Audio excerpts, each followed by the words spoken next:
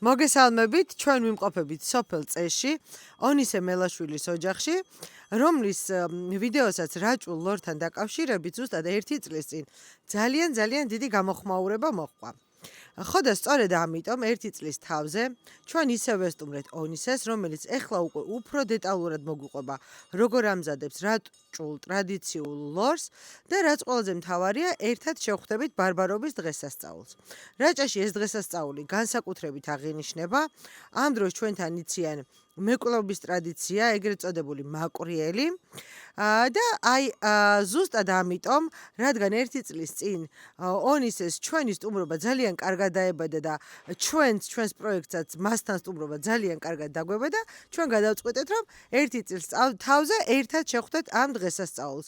ხო და რაჭული ლორის დამზადებაზე და ბარბარობის დღესასწაულზე რაჭაში ერთად მოგიყვებით. ონისე, პირველ რიგში მოგვიყევი, ახლა რა ხდებოდა, როცა შენი ვიდეო დაიდო ამბროლაურის ხმაზე? მოგესალმებით პირველ რიგში. ძალიან დიდი გამოხმაურება მოყვა, რა ვიცი, ალბათ დღეში 1-50 ადამიანი რეკავდა.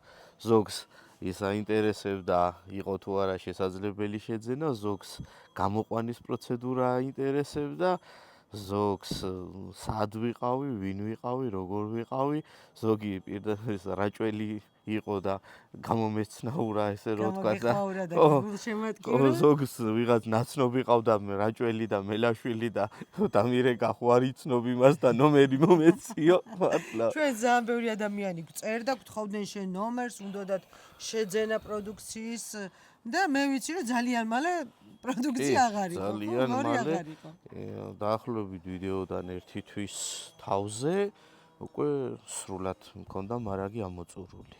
ეს იმიტომ რომ ძალიან გემრიელია შენი ლორი და ხო და ზუსტად ამიტომ ახლა გვასწავლე ჩვენს. მოგვიყევი როგორ ამზადებ და წავიდეთ ახლა ერთად. მობძანდით. ვნახოთ.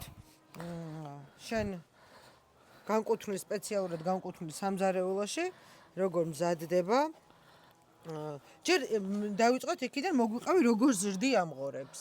იმიტომ მე ვიცი რომ რაღაცა სპეციალურად ჭირდება ხო ყველანაირი ღორისგან არ გამოდის. ღორი იზრდება ძირითადად ველურ პირობებში, გაშვებული არის და ძალიან ცოტა სხებულობს დანამატ საკვებს ესე რომ ვთქვათ, ჩვენგან მიწოდებულს ძირითადად იღებს ბალახს საკვებად, რკოს, წაბლს, გარევ მიგოს. ესე რასაც მოიპოვებს, ესე რომ ვთქვათ. შემოდგომის ბოლოს, დაახლოებით ნოემბრის ბოლოს, უკვე სიცივე რო იქნება და ყინვა დაიწყება, ყინვები დაიწყება, უკვე ვიწყებთ დაკვლა დამუშავების პროცესს. წელს ცოტა დაგვიგვიანდა, იმიტომ რომ კი ბატონო, წელს სითბოები იყო, არ იყო ესე რომ ვთქვათ სიცივეები და ცოტა სეზონმა გადაიწია დაახლოებით 2 კვირით. შარშანამ დროს უკვე ეს პროცესი მოლეული გქონდა. რაც შეეხება დამუშავების პროცესს. დამუშავება არც ისე რთული არის. ერთი რაც არის აუცილებელი პირველ რიგში არის რომ ღორი გაყო შუაზე, გაანახევრო და ნახევარ ღორს ააცლი, აი თავიდან საწყის 3 ნეკნს, ეს 3 ნეკნის აცლა არის სავალდებულო, დანარჩენად შეგვიძლია დაუტოვოთ, შეგვიძლია ავიხოთ. ეს სურვილზე არის დამოკიდებული. ასევე აქვს უკან აქ ძვალი, ეს ძვალიც უნდა გადაიხსნას, აქ გადახსნილი არის უკვე, გადახსნილი არის და აქვს კიდევ ერთი ძვალი, რომელიც ამოვიხეთ. რომ შებოლვის დროს კარგად გამოშრეს და არ იყოს ზედმეტი. ასევე წინ აქვს ფარფლის ძვალი, ესე ვეძახით და ამ ძვლებს შორის ეს არ ამოგვიღია, ვინაიდან არის პატარა მოცულობის, ეს ღორი იყო პატარა მოცულობის, დიდ ღორებზე ძირითადად სულ ვიღებთ, პატარა ღორებზე შესაძლებელია რომ დატოვო, შესაძლებელია ამოიღო. ესეც სურვილისამებრ, მაგრამ პატარაზე ვტოვებთ ძირითადად. ოღონდ ერთი რაც არის აუცილებელი. არც ერთ ძვალს ერთმანეთთან კონტაქტი არ უნდა ქონდეს, უნდა იყოს გახსნილი დანით. კი აი ბატონო. ეს რატო ისე? იმიტომ რომ ძვლებს შორის არის სითხე და ეს სითხე უნდა გამოვიდეს და ეს სივრცე უნდა შეივსოს მარილით, რომ არ გაფუჭდეს. თორე ეს კარგი რჩევა, თუ არ გახსენი, ძალიან გაუჭირდება. გამოშრობა ალბათ. გამოშრობაც გაუჭირდება, ვერ მოხვდება ტემპერატურა შიგნით, ვერ მოხვდება კვამლის შიგნით და ვერ შეიბოლება კარგად ჯერ ეგერთი და მეორე როცა ეს იქნება ესე რომ ვთქვათ, ამას თუ არ ამოიღებ, იქნება ერთჯერადი. აი ძალიან მალე უნდა მოხდეს ამის გამოყენება. თორე ამას სიცხე როგორც მოუწევს, იმ წუთში დაიწყება პრობლემები. თუ გადახსნილია და მარილი არის შიგნით, უკვე ის ინახება ჩვეულებრივად ზაფხულს უძლებს. რა თქმა უნდა, შესაბამისი ტემპერატურა უნდა იყოს დაცული, დაახლოებით 15-16 გრადუსზე უნდა იყოს შენახული. სიცხეში უჭერს, ესე რომ ვთქვათ, ზიანდება. აი ეს დამარილები, ეხლა ეს უნდა დავამარილოთ. კი ბატონო, ეს უნდა დავამარილოთ. პირველ რიგში, რაც არის კიდევ, სადაც დანა მოხდება, აი დანა სადაც გავუსმევ, იქ მარილი უნდა მოხდეს აუცილებლად, თორე დანის ადგილი რო დარჩეს დაუმარილებელი, ის გაფუჭდება. ეს დამუშავებული გვაქვს, ესე რომ ვთქვათ, დანის პროცედურები გაკეთებულია, ეხლა თქვენთან ერთად მარილს დავაყრეთ. მე როგორც ვიცი, მარილსაც აქვს მნიშვნელობა, ხო? კი, მარილი უმჯობესია იყოს ცოტა უხეში. ქვამარილს რო ეძახიან. აი სპეციალური ისა რა ქვია, აი ჩვეულებრივი სუფრის მარილი არ არის რეკომენდებული. არა იოდიზირებული არის სპეციალური ისეთი უხეში მარილი. კი ბატონო, მარილის მოცულობას განსაზღვრავს ღორის მასა. დაახლოებით ამ მასის, აი ეს იქნება დაახლოებით 15 კილო, 2 კილო მარილი სრულიად საკმარისია, დაახლოებით კილო ნახევარი მარილი ამისთვის იდეალურია საკმარისია. კი, ზედმეტი მარილიც არ შეიძლება, ისევე როგორც დაკლება.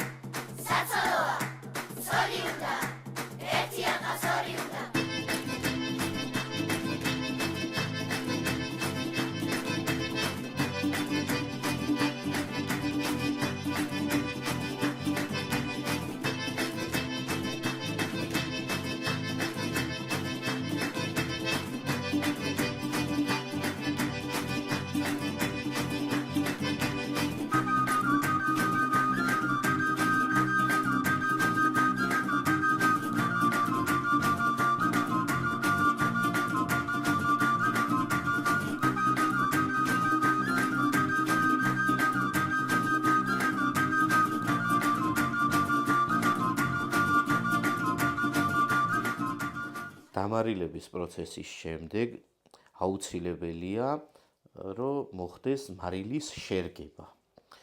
მარილის შერგების პროცესი არის დაახლოებით 12-14 დღე.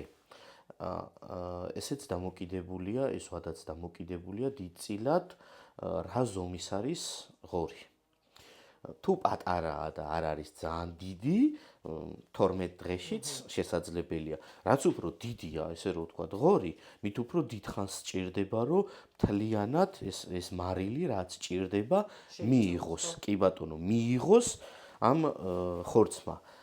ერთი კიდე რაც არის, ეს მარილი ბევრს რო დავაყრით, ხო, მერე უკვე ჩამოკიდების დროს იყრება მაინც ძირს და არც არის დიდად კარგი რა. შეიძლება ყვამთან, ცეცხლთან იმაში ცეცხლიც ეკიდება.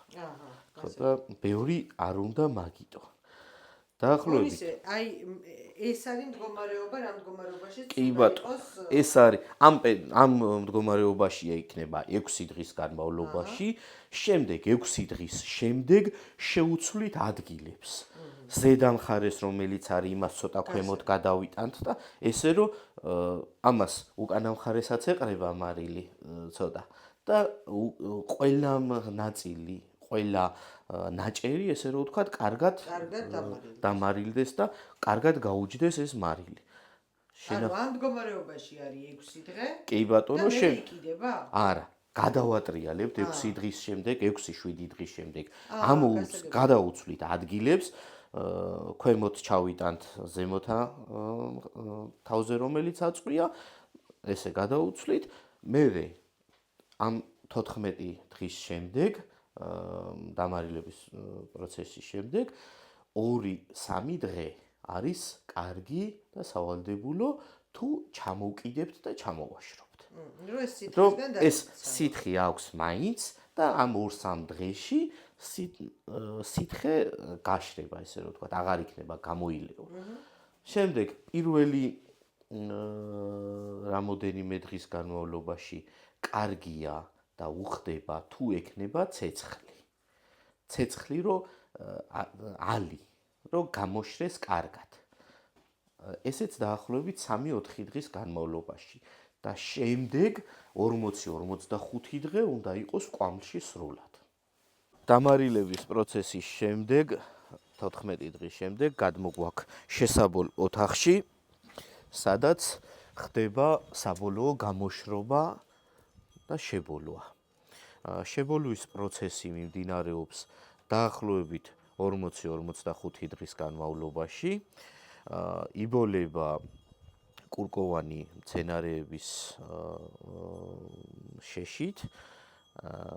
უმჯობესია თუ იქნება გარეული ვაშლი, აი პანტავაშლს რომ ეძახიან, მსხალი, ტყემალი, ეს იდეალურია შესაბოლად. აი აქ ხდება ჩამოკიდება ამ კაუჭებზე, კავებზე და დაბლა 4-5 ადგილას ინთება ცეცხლი. ეხლა ცეცხლი არ არის, მაგრამ ჩვენმა მაყურებელმა ნახა ვიდეოში შარშან აქ სავსე იყოს სულ ესეთი უკვე ნახევრად შებოლილი. აი ესეც უკვე ესე დაიკიდება და შეიკიდება. ეს არის წინა კვირაში დამარილებული. ეხლა გადავაბრუნებთ ამას, გაუცვლით ადგილებს და მომდევნო შაბათ-კვირას უკვე ჩამოვკიდებთ და დავიწყებთ გამოშრობას. ისევ გაივსება ეს რეწველები როგორც ეძახიან შავი კუხნა და მე დარწმუნებული ვარ როგორც შარშან წელსაც ერთ თვეში აღარ გექნება და ვისაც შეძენა სურს იჩქარეთ მეგობრებო. ეხლა მარინა დეიდა მოგვიყვება როგორ ემზადება მელაშვილების ოჯახი ბარბარობის დღესასწაულისთვის. თავი აი თქვენ ბავშვობაში როგორი იყო ბარბარობა რაჭაში და დღეს როგორ ემზადებით ხოლმე უკვე თქვენი ოჯახისთვის ეს რომ მოგვიყვეთ. პირველ რიგში ბარბარობისთვის აუცილებელია ლობიანი. ხო, ბავშვობაში რაჭულ ოჯახში ლობიანს ვაცხობდით. ჩემს ბავშვობაშიც მეკვლეობაც იყო, მეკვლეთ დავდიოდით. ვაცხობდით კვახი კაკლიანებს კიდე. ძალიან გემრიელი იყო, კვახს მოვყვარავდით, გავცრიდით, შემდეგ მოვადუღებდით და ძალიან გემრიელი გამოდიოდა. აუცილებელია კიდევ კვახი. ბარბარობას აუცილებლად უნდა გამომცხვარიყო გულსართიანი პური. ან ლობიანი, ან კვახი კაკლიანი, ან ნიგვზიანი. ეს რატო? ასეთი რწმენა იყო და ასეთი აღთქმა იყო, რომ ცარიელი პური თუ გამოცხებოდა ოჯახის სიცარიელე თუ მას გამოიწვევს ოჯახის სიცარიელეს და ამიტომ უნდა ყოფილიყო გულსართიანი პური. გასაგებია. ტრადიციულად ასე იყო და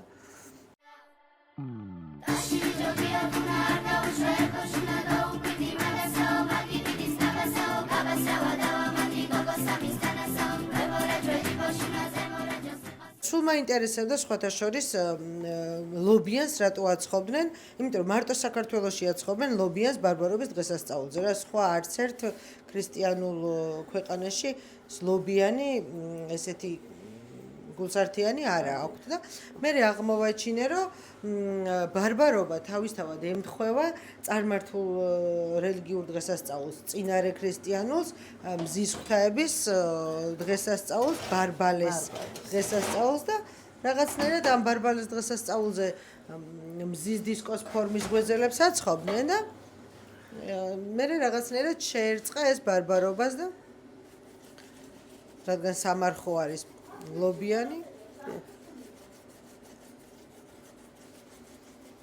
ესე გამოცხო ჩვენი ულამაზესი ლობიანები.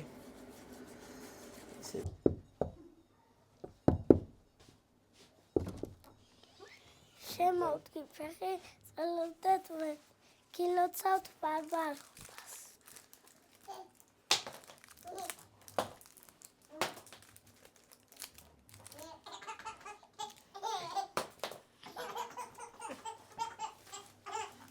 ამდენი ჯანმრთელობა, ამდენი სიხარული, ამდენი ბარაკა. მოგილოცავთ ბარბალობის დღესასწაულს, მრავალს დავესწროთ, ჯანმრთელად, ბედნიერად, მშვიდობიანად, რაც მთავარი არის, მშვიდობა იყოს ჩვენს ოჯახებში, ჩვენს რაჭაში და მთელ საქართველოში. გაიხარეთ, ჯანმრთელობას გისურვებთ.